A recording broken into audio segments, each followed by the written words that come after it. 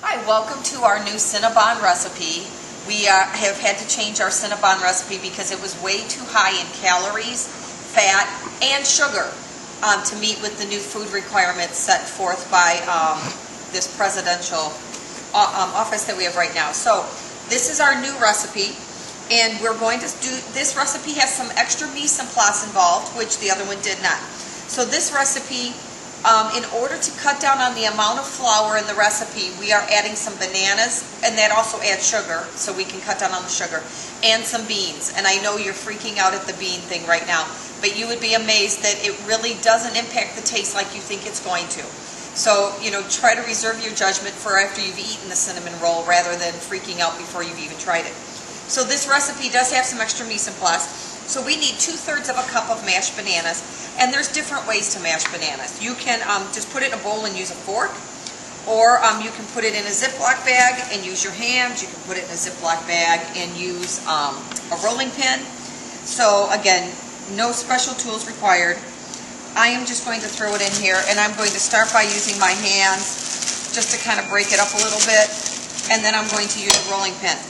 Now, I don't close the bag, because if there's air in the bag, it's going to work as a pillow. Alright, so I'm just going to mash it up here. Alright, and then as I'm getting close to the opening, I just drop it back down, because I don't want it coming out the top. And I have all these tools in my way. I should have organized my workspace a little bit more efficiently. And the black things you see in here are the seeds. There's no reason to be freaking out. You eat them all the time when you eat bananas. They're just not so visible. Okay. So this banana is history. It's smashed. It's ready to rock and roll. All right. So we will measure this when we need it.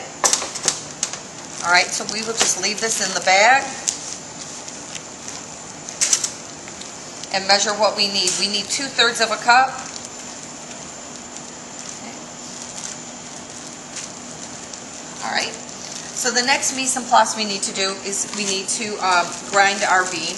And for this we have chosen garbanzo beans because of the color. This is cinnamon roll, and so we want them to be cut similar in color to our cinnamon rolls. You could also use northern beans, which are a white bean. We want these really pureed. So we're going to put them into a food processor, and we will review how this works. Again, everything has to be locked in place before these will turn on. So we have to make sure the bowl's locked on, and we're using the blade attachment.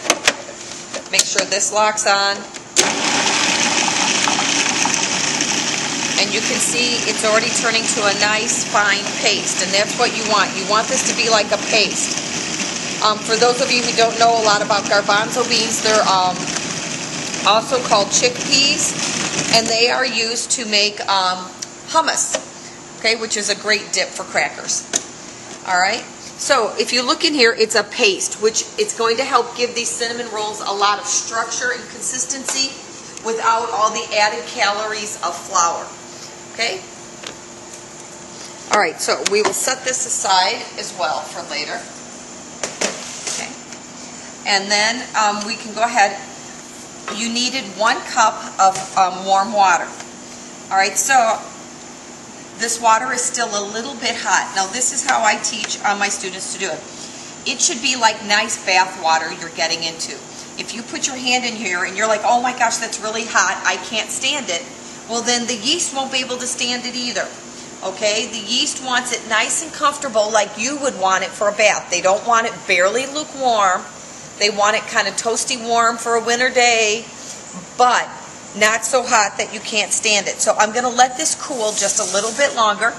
That was in the microwave for 2 minutes, and it was a little bit too long. So you just let it cool. So while that's going, I'm going to combine my sugar, here it is, 1 teaspoon of sugar with the yeast. So we'll do a quick review here. Yeast is a fungus. Okay, and it is going to rise. It's going to make our dough rise. Sugar is its food. It needs to eat something. All right, so sugar is the food, and as the yeast eats the food, eats the sugar, it's going to produce carbon dioxide, which will make your bread rise, but it's also going to produce alcohol, which is going to give yeast bread that different odor or smell or aroma that you smell. Okay, and it's not alcohol, you know, like you're going to go find at a liquor store or anything like that, but it is an alcohol byproduct, and that's why it's called fermentation. Okay, I'm going to try stirring this water and see if I can bring the temperature down a little bit and help dissipate some of that heat. If your water is too cold, your yeast will not get activated and your bread will not rise. It's kind of like you don't want to sit in a bathtub that's cold because you get chilled. If the water's too hot, it will kill the yeast and your bread will not rise. Just like if your bath water's too hot, you hop out because you're kind of burning your bottom. All right? So, this is probably one of the most critical steps of your yeast bread is the temperature of the water. Okay? So if you can't stand it, the yeast can't stand it. Okay, and I still think it's a little too hot, so we're going to be back in just a minute when this cools down. We're back. So what we're going to do is we're going to, the water now is this wonderful temperature. I'm going to sprinkle the yeast over the top. Okay, and that had the sugar in it. Again, sugar is your food, and I'm going to stir this because you want to dissolve the yeast. Okay, now what needs to set is we need to let this set a few minutes so that yeast can start eating the sugar and producing your CO2 and alcohol. And the way you'll know that's happening is you'll get this layer of foam on top. Okay, so if we look down in here, I don't know if you can see it on the film, it's already starting to make all these little bubbles. So we're just going to let that set and we're going to go to the next step of the recipe. So in our bowl, we are going to mix the milk. Now we need to talk about milk. They don't tell you this in yeast bread recipes, but milk has an enzyme in it because we pasteurize and homogenize our milk in this country. Milk has an enzyme in it that kills yeast. So you must heat this milk till it's pretty hot in order to kill that enzyme so it doesn't kill the yeast. So I brought this almost to boiling, and granted, if I added this to my yeast right now, it would kill the yeast because it's way too hot. But we have to add other ingredients to this milk, and so that will work just fine.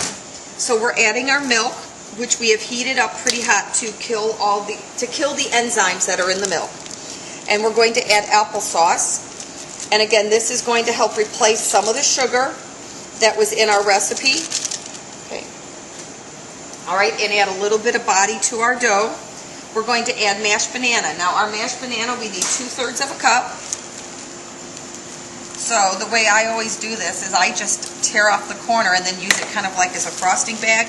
I just find that much easier than trying to scrape it out of the bag. Okay. So there's 2/3 cup.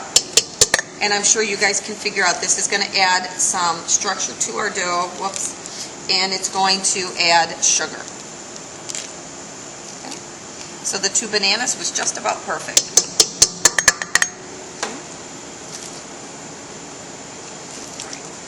Then we also need to add our salt, and here's our 2 teaspoons of salt.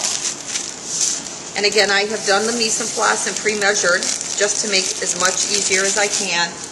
And we need to add 2 eggs.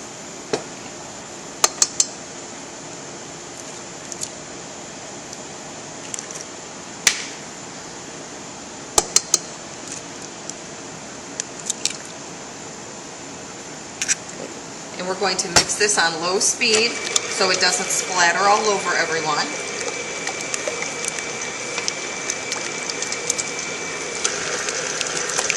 Right, and let that get nice and incorporated, get all of those flavors merged together.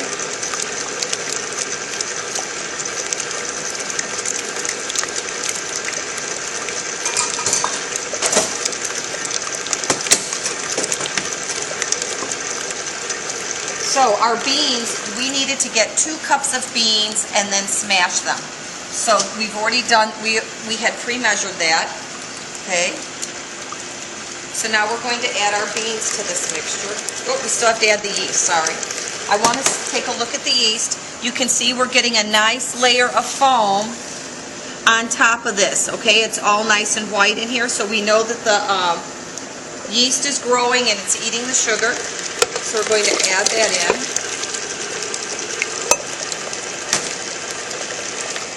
I'm going to turn this down as I add these beans.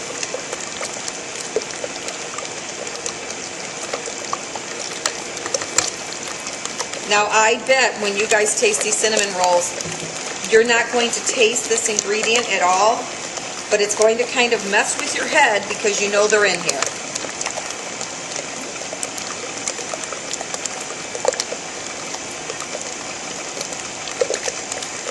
A lot of times when I am making new foods for students or families, I don't tell them what's in the food till after they've tried it, because sometimes they think they won't like it just because of what's in it, even though it tastes really good when it's done. All right, we need to add half the flour.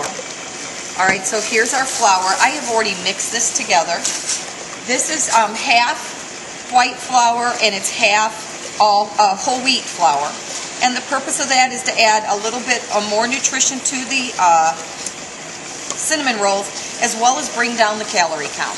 All right, calorie count is very important with the new nutrition standards. And so all of the snacks, I believe, have to be under 200 calories and the entrees under 350, okay, per serving. All right, so whole wheat flour has fewer calories than white flour, and that is why we did that. So I'm going to turn this off. And again, this is not an exact science. You want to add approximately half the flour. And I turned it off so that I am not wearing all of this as it goes down in there and then splatters up in front of us. Okay, very low speed. There we go. Okay. I'm going to let all of that get mixed in.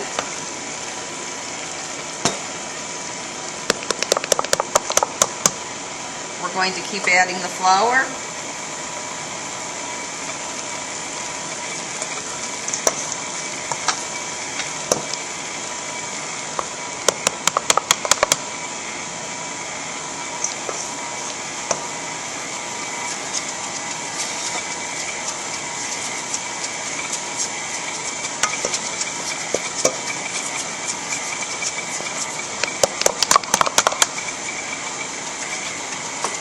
And here's the last little bit of flour.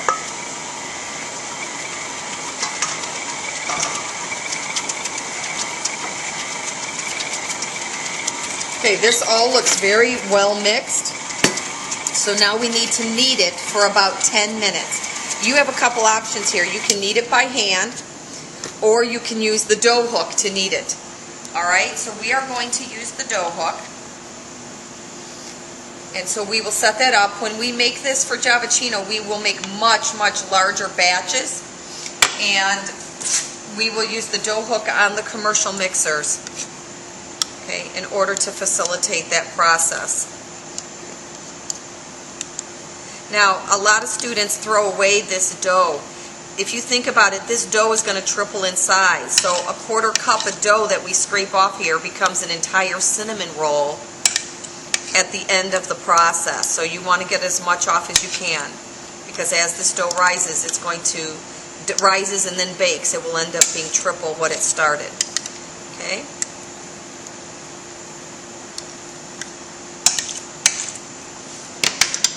All right, so we're going to put on our dough hook. Okay, and I don't think we talked about the salt in the dough. The salt controls how much the yeast rises. It's an inhibitor. We usually think of salt as a flavor, so the sugar feeds it and the salt doesn't let it overeat. All right, it kind of slows it down and makes it take its time. Okay, so I'm going to turn this on. All right, and I'm going to watch the clock and we're going to give it 10 minutes. All right, we'll see you back. We're back to our cinnamon rolls, and I just want to review. There are 8 steps to making cinnamon rolls, which you will go over again later in another unit. But the first is you get your ingredients together and mix, which we've done. And then, so you scale your ingredients, then you mix them all together. Then you knead your dough, which we have done. And the next step is called fermentation. And that's when you let that yeast do what it does. And it's going to continue to eat the sugar in the sugar that we added, as well as in the bananas and in the applesauce. And it's going to ferment. And this dough is going to rise. All right, so we have sprayed a bowl here with just, the spray that we use, so that we're not adding any more calories to this, because calories are an important part of the restrictions with the new diet or new guidelines for school food sold in school. Again, this doesn't affect your recipes in class, it just affects the food that we sell to students. So I'm going to put this in here. Here it comes.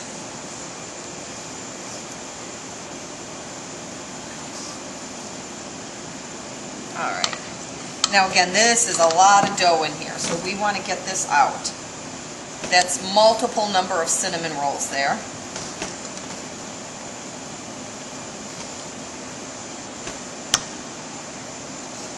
Now, if you find the dough is a little bit sticky, one thing you can do is spray your hand or your gloves with the spray, and then the dough won't stick.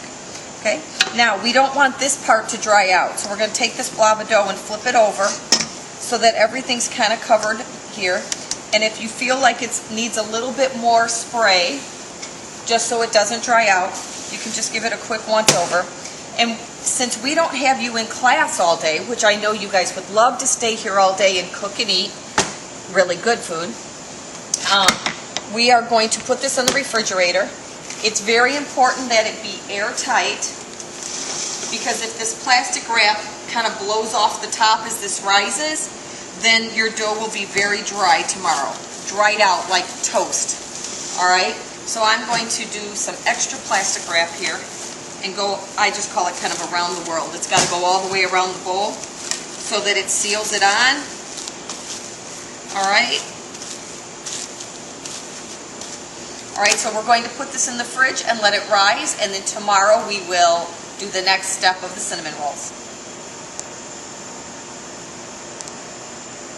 We're back, and our dough has fermented. So if you remember, that was that next stage in the development of yeast bread. So it has risen very nicely. So we're going to take this off, and the next step you need to do is to punch it down, and that literally means take your fist and punch it out. So I'm going to break all these air bubbles, and you can see how much this dough is shrinking.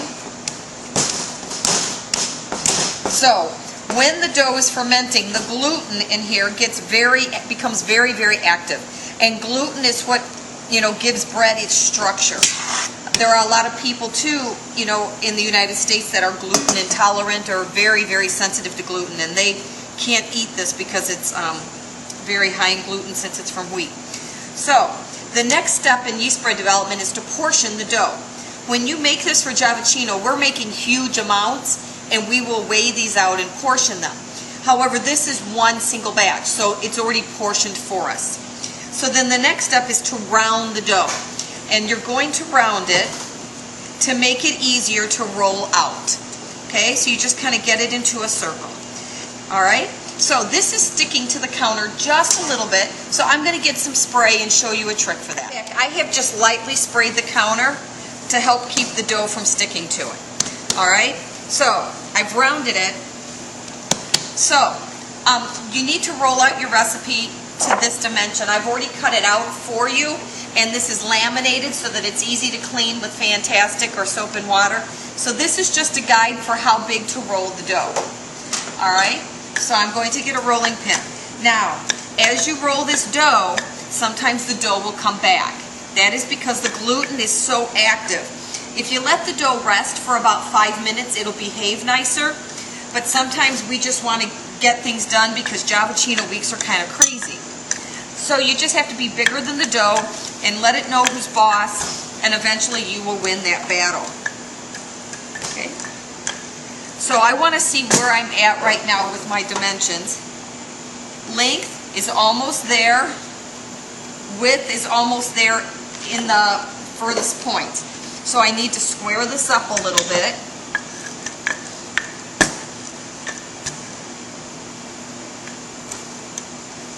And this dough is actually rolling out very nicely.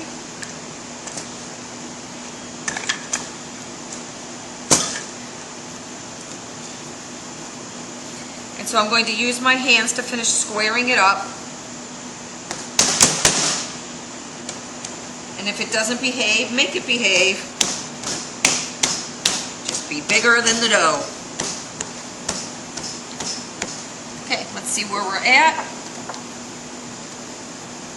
Okay, we're a little bit narrow and just a little bit short. Okay.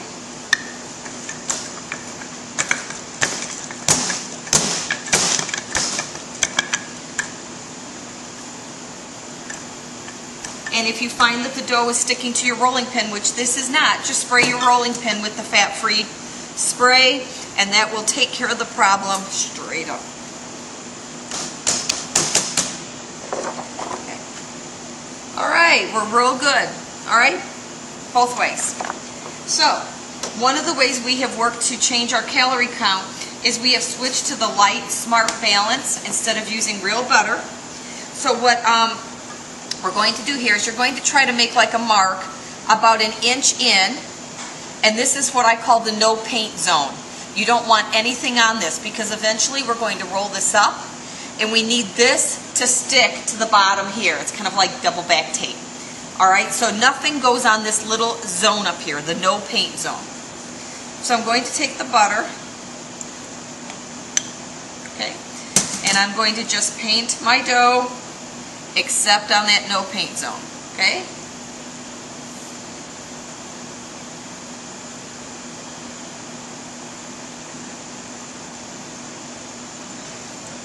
I know some of you are probably amazed that this even looks like bread dough with everything that's in it. But lots of foods behave different ways that we're not accustomed to seeing.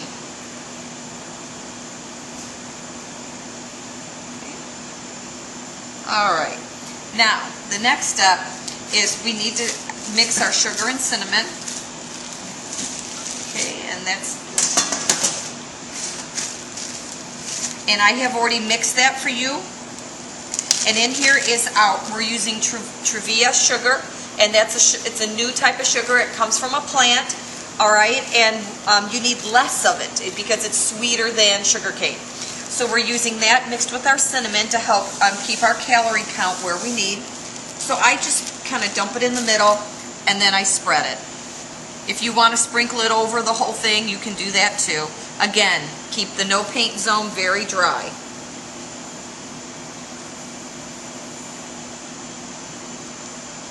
You want to make sure this gets everywhere, because that means if you miss a whole section, that person will not have any cinnamon in their cinnamon roll. Okay.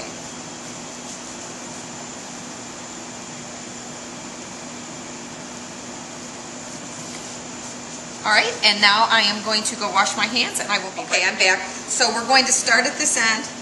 We're going to get it all. Your hands are going to get dirty again. Okay, and you're going to start rolling it. Okay.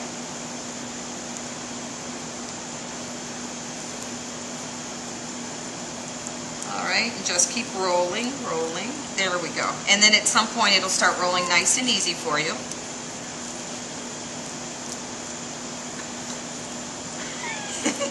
This is kind of like, you know, I feel like I'm playing in the mud or something. Okay. All right. I'm going to pinch this shut. All right. And I'm going to bring it back closer to me. There we go. All right. I'm going to even this up.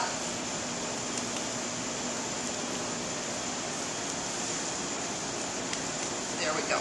Now, I've always had the students cut 16 cinnamon rolls from this. And you can use a string, and a string you slide under, crisscross and pull, or you can use a bread knife. But you need to use one of those two so that you don't smash the rolls. Now, in order to try to make these more even, I have the kids score it first. And score it means you make a mark. So if you cut these into 16, then it's easy because you do a half. Okay, so we've got 2. Now cut those in half. And again, I'm just scoring, so now we have 4. And if you put a little mark in the middle of all of these, now you have 8. And then if you put a mark in the middle of all of those,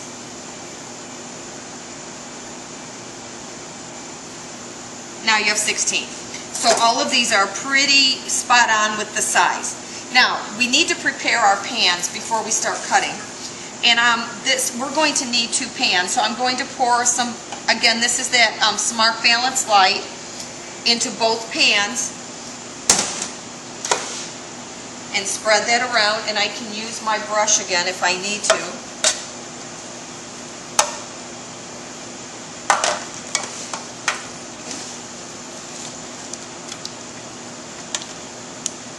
Alrighty. And then we have some Truvia to sprinkle on the bottom of the pan. And this kind of makes like a glaze after it's done baking. So you just sprinkle that on here.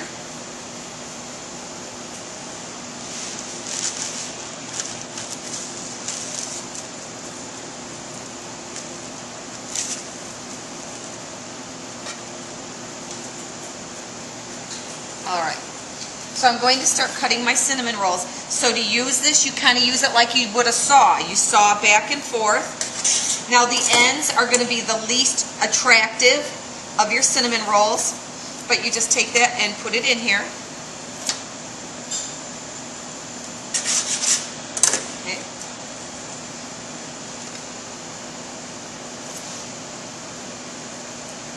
And then I'll be back in just a moment after we have all of these cut. We have cut all of our cinnamon rolls into our pans. Now in class you'll be filling large sheet pans, not these small pans. So your next stage, if you remember, first we had to scale and mix our ingredients. Okay, then you kneaded the dough, then it fermented, which is when it's producing the carbon dioxide and the alcohol.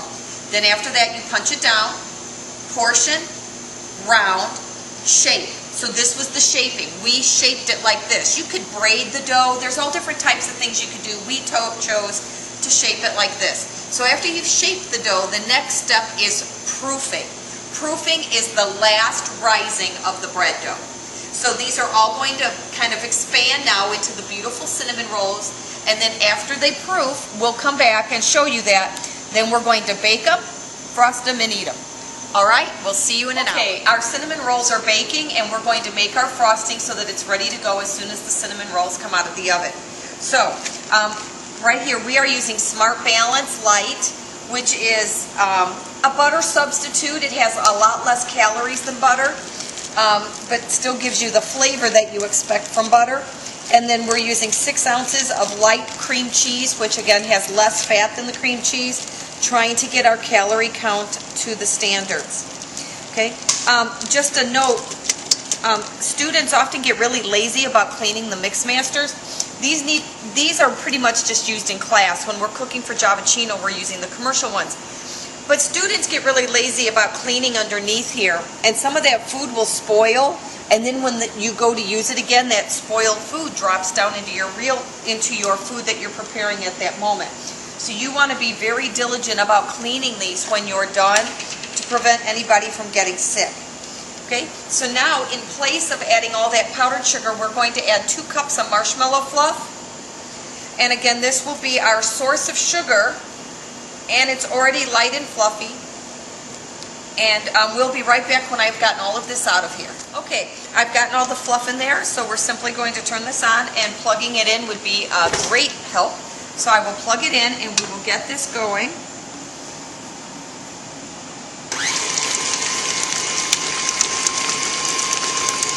And again, you use a wire whip attachment on this so that you're incorporating a lot of air. And then I'm going to add our vanilla and lemon juice, which will give it a nice flavor. I'm going to then scrape this down so that all that butter and cream cheese and marshmallow fluff is nicely mixed. And then the frosting will be all ready to put on top of the cinnamon rolls when they come out of the oven.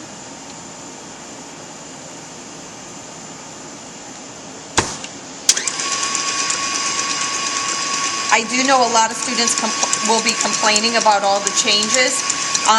You will see them not only here but in your cafeteria. But do understand that there are lots of ways to make food taste good in non-traditional ways to make food healthier for you. A lot of you might have had parents that have had high blood pressure or a heart attack, and they have to make drastic changes in their diet, in order to regain some good health. So that's hopefully what will be going on here, and we will see you when the cinnamon rolls are out of the oven. Okay, we're back, and our cinnamon rolls have come out of the oven. They rose, and you see they filled the entire pan. And then you take your frosting, which we have already made, All right. And you can just spread some on, and then you spread that around, and it will end up melting over the cinnamon rolls like a glaze. All right. And then these will get packaged into our cinnamon roll boxes. All right. And then sold at Giovacchino. Okay. Enjoy.